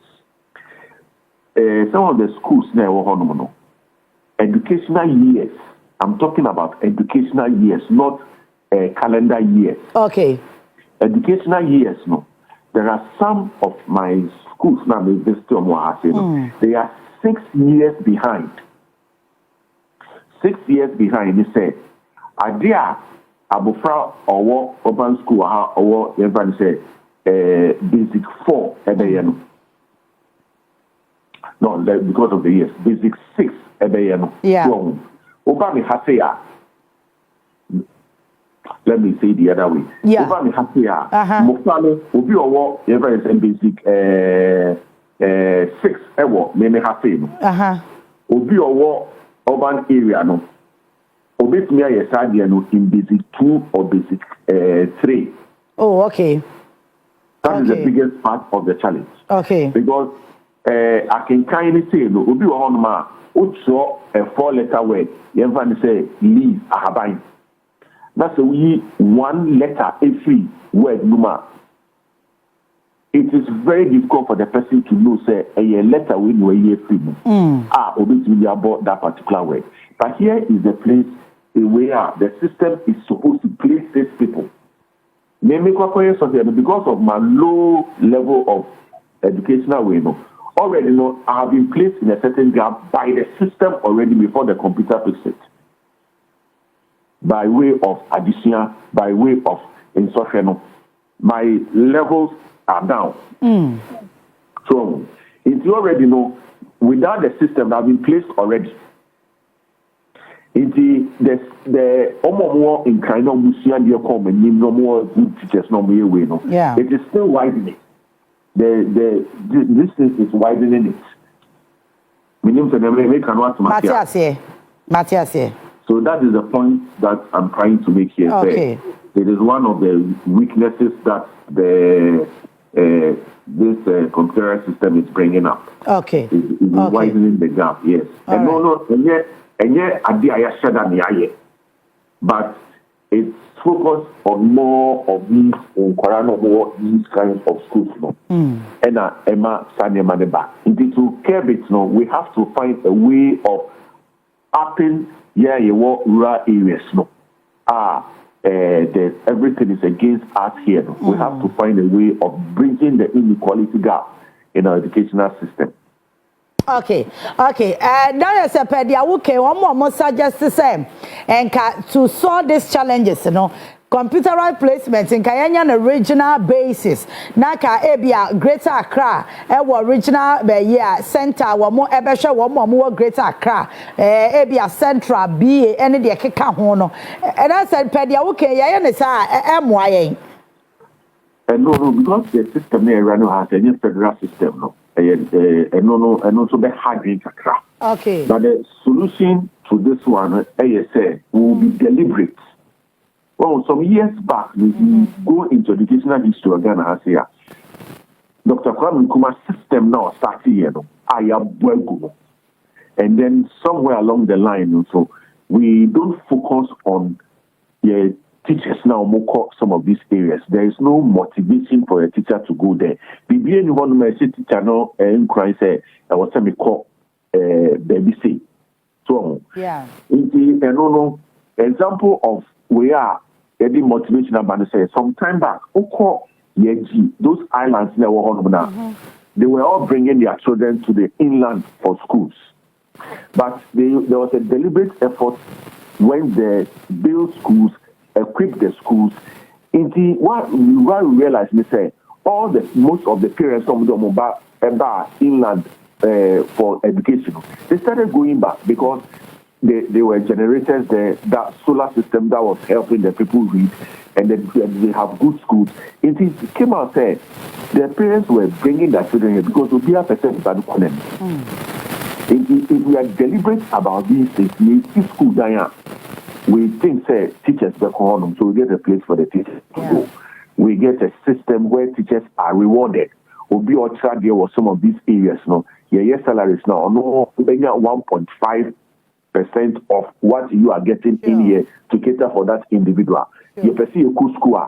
More has say no say more cool school. More be here 3 years. We or your 1.5 years. We can take him back to school. In some of these little things, we put them in place. It will close some of these gaps that are there. Because I share for them, but they are not there to help the children. All because the systems is not favoring them. All right. Mr. Kanma, me na wasi anope wa boy and why near maybe any swatch ray. Yamishra papa. That's it. All right.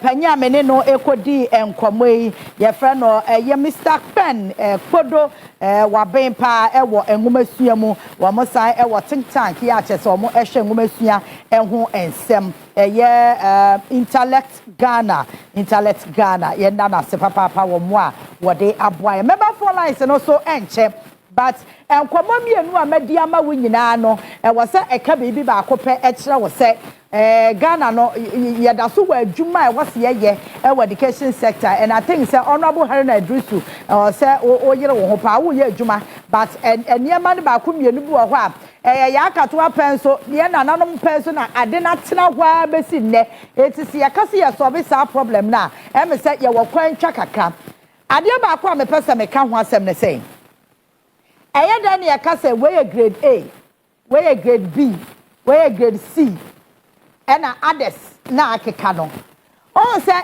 ye sa na ye de adwen bi to ye manitiri mu say sa school we dia wo kwa e kire sa wabon sa school we dia wo kwa e kire sa waben wunimade pa sa categories na ya ye no I think say a problem was say asoman ye take a second look at it na se si ya eno achi nso no ye nya kata point bia ye betimi dia ma nkwada no sabe efiti 35 36 yi kwade kayemma another opportunity na akwada na nsan kwaturo biem san hyehyeye na make say vice president sama no ye minister for education what the buy no let's go back to it if any ho say wo ho so a ene yem biem na ye hu ani so yie because akwada nya 36 37 38 39 40 41 50 51 na ye de na to school bia yede adwen bia hye de tiri mu say sa school we de as a category A B C no onka ho D E wow eti adwene ho akra de tim dada no say school no kwa de na akọ no yes school no wo mo nya de wo ma bon which is wrong because say ye ma ye hu kwan a school say wo Ghana nyina betimi a perform better e wo mo say ye dan a wo benya bia wo soro de na so wo mo form ho no so ya categorize wo mo do amato group bi mu a dadwe ya onsa nkwada wo mo nya ade nko a ne do mo kogu ho no ya be de na sa school no so wo ma basoro and na Mr. Kwedo kan a deliberate attempt to be a was on mine no ye ntimi nto aso keke da bia na grade A grade B grade C na se wo mo ye Achimota Agri Memorial na present Canada keka ho what you see enti akwada no onya 35 okra eno na mama me nani abre say ne be na nya 34 say 35 o chusu Achimota Agri Memorial school no abubodi nyina grade A school na grade A school so de 35 ni 36 some fa ko enti already no ya de adwe bi be sha akra de tim say school na wo ko no school no wo mo nya de enti eye dem po na akwada no kwasa school no kro be sa yire ne ho saba me nsu ade e na no achi kra no teacher for say dem Mr. Kwedo ka na teacher for na ya de wo mo ekosa areas no ya be ye dan na teacher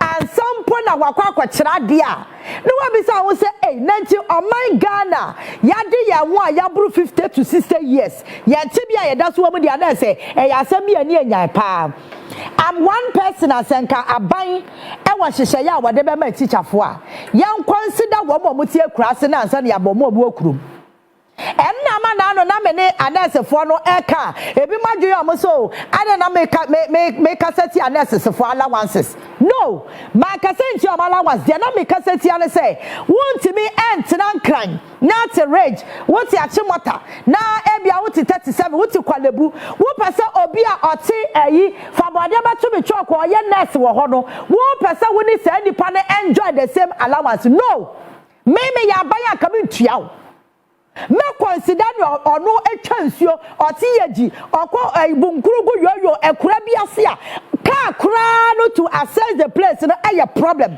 sankrofo no e na me motivate wo mo sankrofo na me ma o allowance be ma o musika sema kosoro no manya akoma akohwe Ghana fo no mo ho no enti a teacher for no dodo na pre transfer obekumasi pesunyan openkran yi e kan say kofodua ne tadi regional capitals and I said this is capitals obi abeso obekwa ekurase enti se school bi si ekurase a akwada no grade na wanya no ya categorize sa school no say oye grade Z to say grade M say grade D school enti already ono amu akọ no ya se school yi de enka first 3 selections no hunti ya no ya bon enti akwada nya sa school na no abetena na to say wompe bekwa ya saki akwada na dua ma na hu say school ni ade wo kwoto no enka grade A ni grade B ni grade C ni hwan school so no ho so ubekwa grade na wanya no saa na wo se ba enti a wose yan kasa so man ye hyehyɛ ya ma nkoda ne se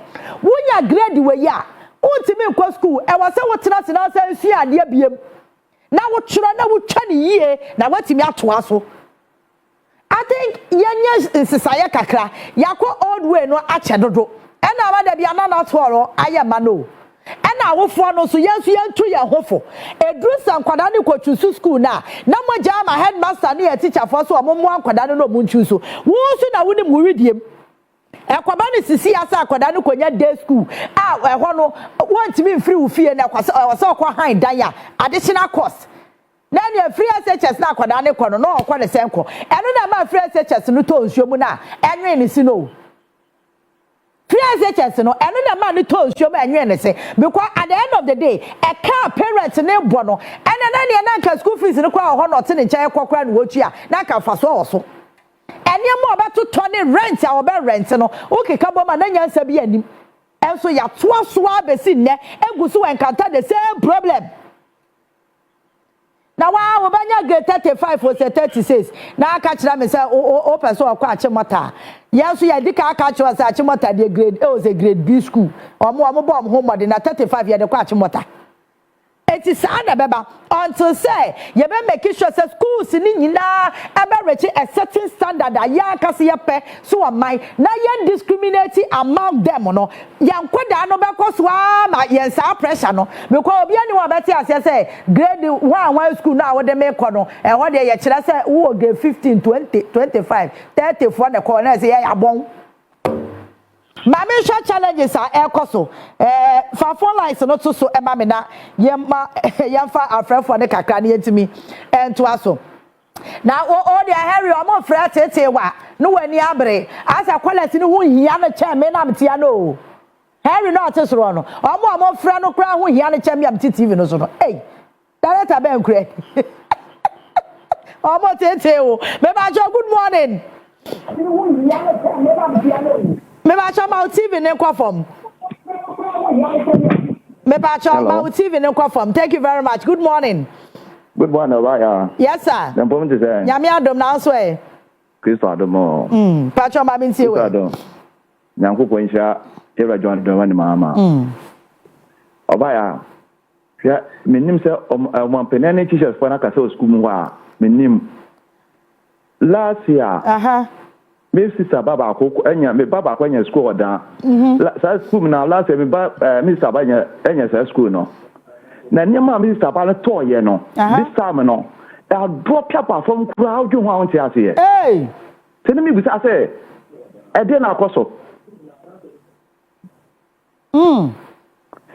just say listen no I drop kra yes I can no obi wi obi oh me jitum me jitum pa and ya na ba papa ba ho aba papa ba Nyankopon nhyira mampani Nyankopon nhyira ne pa Nyankopon nhyira na say ka wo fo le ko mu kusa no mu kwan yan ya wo fo ne pa say no ha ho ko school mo so ko je professor to school ho say ko school no west side pa bi egu wa twen da date na akra do school no what the ne ko okay Nyankopon nhyira mampani ya da say feedback ni bi say ba na aboa na mpanyefo akoso aye more ba me dey still na me say challenge and we need to sort it out say ba ya obi a ho beto no oti me ka good morning. Hello, good morning. Hello. Obeti mi adwane ye phone lines no so pacho fra na wa ma phone with TV set no akofom ama me. Good morning. Hello, good morning. Hello, good morning. Yes, madam. Me pacho. Ye me problem ni say. Me ba no ye na me ni papa na na ko na ko tusu.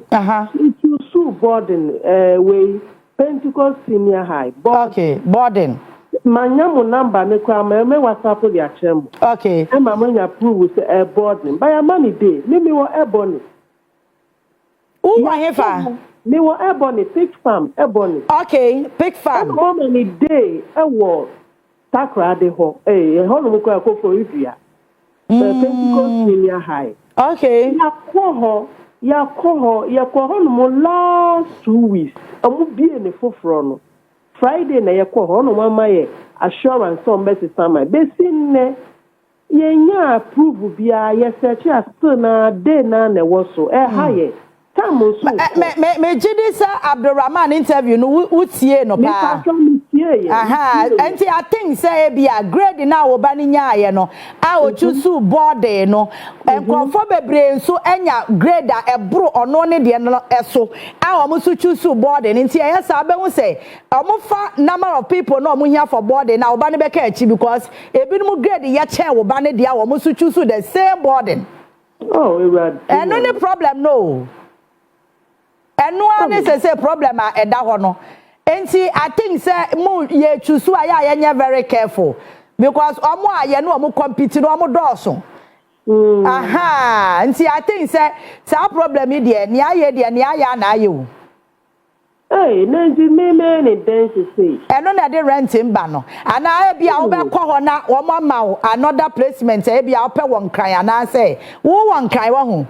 The patron I know pig farm ebony. Okay. Then I think say ebi a obetimi akọ ne na ebi o mo sesa ma o e ma o day school a obenya wo enkran. Okay. But I think say no be boa because o to aso say wo twen Pentecost de na. Ebe de. Temesro na akọ na o mo ma o school a e wo nkran a akwada no betimi afirifie akọ. Why mesre wo? Enya sa cha na edwo mesre wo akwada no so hu hia yen. Mesremo me ya sure say going forward ni nyina ye beti ne ma bia se kakra na Abdurrahman me ya hu say u choose board no a enye no anu no because me ba choose board some say ba choose board Henry ba choose board enti e ba wi eche no say wo ba ni grade no e wo form dodo a wo mo de wo soro no wo ba say board no o me occupy na ye ma na de aka na kodei problem Enti ye hwe ni ye se be ya next time no ye choose ye be choose the around us. Why? I think say be boa ye mo fa offer for from mamina ye nkwatin say ade we dey problem kase pa ma parents bebre o. Ye problem kase ma parents bebre. Akwada no so nko school a wo hunto. Asemo. Now to ni adwendwe che so obetete ha sa. Otimeka, good morning. Hello. Yes sir, good morning. Morning. Yes sir, pacho ma minti you. Me so ma dwendwe ameje ba ne say. Ya batanfo no. Ya so ya ma ya matimu ya omoje. Na me ba ko school waka so na me ba ko school nyima no prezi. Okay. Wonya 7. Na otusu wo age memorial campus. Ya command ko jeja no mabo. Inti no me ba ne se won pe school no. Na me se afia. For school na ne wa ade na kwa ko sua no wo ho. Inti fe no a Oshe first school na wo hwa no maboa na wo tusu. That time I said na mabu school o ma sha ase. O ma sha ase. Na wanye. Enso me ba ne te ma te mo ko school no. O wie school ni yi kama. Amo to an training college so me na wo ye na dwuma. Exactly. Ti atoda ya nso ya moa bi. Ma wo ba nkyere wo de wo pe. Okay. Enti ya batanfo no so ya ma ye ba ne hu se ye na ye hwe wo mo. Enyo mo no mo hwe ye. Okay. Okay. And I think it has to do with psychology. Send your back Kasacha or Bano Bemananya interest was at school anymore. Because Yakika to a Mutri way grade A, way a grade B. And see, or no co school at any category, no man, not be and say, I want more money, my dear, and a co continue than a co. I think, say, oh, yeah, dear Yamisha. Me ban one, my dear, power when you're 7. So no, make a touch with here for a while. And then now what you say when you so fast or come on. When you so fast your teacher ni and no. And no. 10 years in you. Why are dear? Yeah, buy mom near was a channel say on far cardian school BM. Now your science lab, dear one agree memorial, the same sign lab no. I will bunkrugu yo, and Tinya be basis you be. Exactly. Me da se papa. Nyame onhira. Yemfa nipa ba me ensa na fe. Yemfa phone in no ensi ana yen kan messages ni bi enfa emma. Hello, good morning. Hello, good morning. Good morning. Yes, madam. Me pacho CCTV ne. Mpacho wa ne mpacho wo da so live. Udi ni ba bia frame me free. Pacho e frame me Mary. Me Kasatri is Legon. Okay, Mary Maminti o. Wo family so. Me pacho wo da TV no so mpacho Maminti o. Sister ya mpacho ya. School for no so. Teachers for no omo friend parents no. No money omo nkata. Because parents be power in send ba nya de. So obefa for tusu top school M1 ne ba no. Ne ba no nya ho because nya sa grade na de ne be ko ho. Exactly. Enti teachers for no money send na nkola no ma di siasie. A on beka separate nti obey send na di siasie no. Schools we say na be boa no. Ma ma yen fa schools we ma no. Omo nya ne sa na nkola na tusu ati mota ni onu fa grade 6 no wonya bi. 7 no wonya bi. No fa for that 40 so de untimi ko ho. Nkola na ebi mu o ma di tuani wo low teachers for ni mu omo. Omo so omo de high no. Teachers for ni mu omo. Parents no mun ko schools na mun ni teachers for international. Na mun ni omo kasa na omo bua mu na mba no omo tutu schools a ebe bua omo. Esa na computer no so wo mre. Okay. Ba obi wo ho nya de ye de na kotu. Wo akotu school a emfane nko ba bia. Onya ho nko. Nti pato parents no so mun ko schools no na mun ni teachers no entina si emmon komo. Exactly. No mun tire mu schools a ebe bua. Okay. I think say your point ebeboa ye nyina because enkwada na teacher for na kire wo made wo say ye mane wo mo bo mo nim wo capacity when it comes to academic chen yen me da se papa nyame nhira ye nyina ye na say ebeboa ye yemfa last scholar wo ahoma no eso na yemfa ensi yemfa last scholar wo ahoma no eso Otimeka, good morning. Pacha ma TV no call for mama. Hello. Ma TV no call for mama na feedback and baby. Would you need baby after me free? But of course I'm just see am abumampo. Okay, Pacha ma minti you. But that me say video bi ma wa school. Yes group that do am abumampo. An open division ahi. Ba school dan ye. School dan ye. But that me say video ni ma. Okay. Well, what's happening so? Okay. But could a senior honorable Australia effort, but see a character while yet. A deliver as no sabbath. Your friend on to me, one thing, Mamma Hannah on the motor school down. The Abaya Mamma say messages, no, a business cemetery, a mess or a big crowd of messages, and a bit about 1,000. And Tibu, why you know, Mitimi be. So I send the mammy Cecilia. I want the toast was send the mammy. Now, maybe the Cecilia, why? Then we take it from there. Me da se papa nyame onhraw. All right, yan for phone in no NCI yabo Oscar. Good morning. General was this displacement system should be regional based. Okay. Richard Ayida say most parents want better classmates for their awards. Conscious Agbenwa Hosu. Say good morning ya. Maje oso ono so ne de enonom. And afe okay yabu amakan wo de no e de amount mami twa me ho emra sisi a ana obi gina so eh Yehovah na mehwefo but I think say ade we de asembe ba pa de asembe ba ye nyina ye mo ye homoden si ebetimi aboa ye ma no e wo sa kwan no so teachers for no sister yasem o kan last I ade bia hu hia because akwada na teacher nature na de no onim ne capacity to onim say obey me de mani to toa ba ma me no ne ba nya 37 or 35 no was results no kro nyintum no kwa ne ba no so wo tro pa ti am say mark no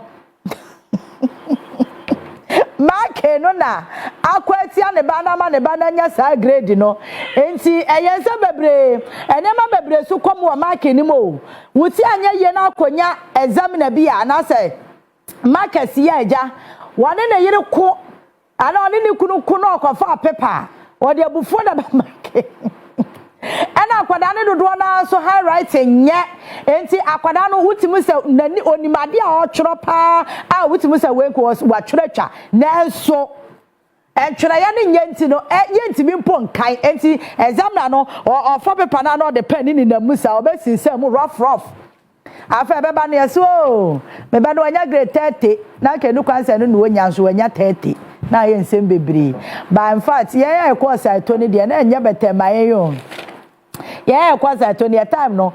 When you get 20, 15, 17, 19, oh jai. O fans was so say. O fans were was running yasem kito. But I said yeah, AI ne robotics was say na ba no enkwada too sharp. Enti obani choose school. Na one ye careful one we abe choose school bi ama. Obi kan asem ebe boso. Obe won say afa competition na high na abane ne namase ho ba bia afa na ato ne anantia na ato na ehuna mane enti ya mama ye hye ne so emfa ma ye George